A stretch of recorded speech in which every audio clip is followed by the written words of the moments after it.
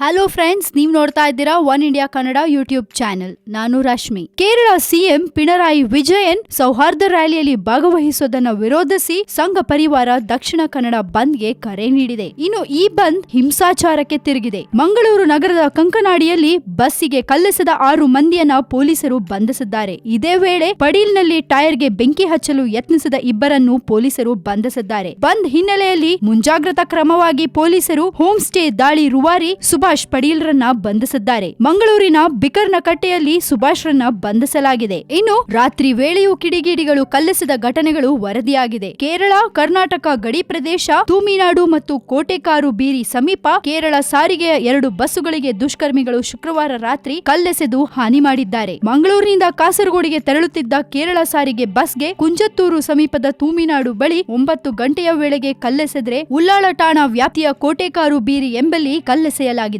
ಘಟನೆಯಲ್ಲಿ ಯಾರಿಗೂ ಗಾಯಗಳಾಗಿಲ್ಲ. ಕೇರಳ ಹಾಗೂ ಕರ್ನಾಟಕ ಪೊಲೀಸರ ಬಿಗಿ ಬಂದೋಬಸ್ತಿನ ನಡುವೆಯೂ ದುಷ್ಕರ್ಮಿಗಳು ಈ ಕೃತ್ಯ ಎಸಗಿದ್ದಾರೆ. ಸೆಕ್ಷನ್ ಜಾರಿಯಲ್ಲಿದ್ದರೂ ದುಷ್ಕರ್ಮಿಗಳು ಕೃತ್ಯ ಎಸಗಿದ್ದು ಉಳ್ಳಾಳ ಹಾಗೂ ಮಂಜೇಶ್ವರ ಠಾಣಾ ವ್ಯಾಪ್ತಿಯಲ್ಲಿ ಪ್ರಕರಣ ದಾಖಲಾಗಿದೆ. ಬಸ್ ಸಂಚಾರ ವಿರಳ.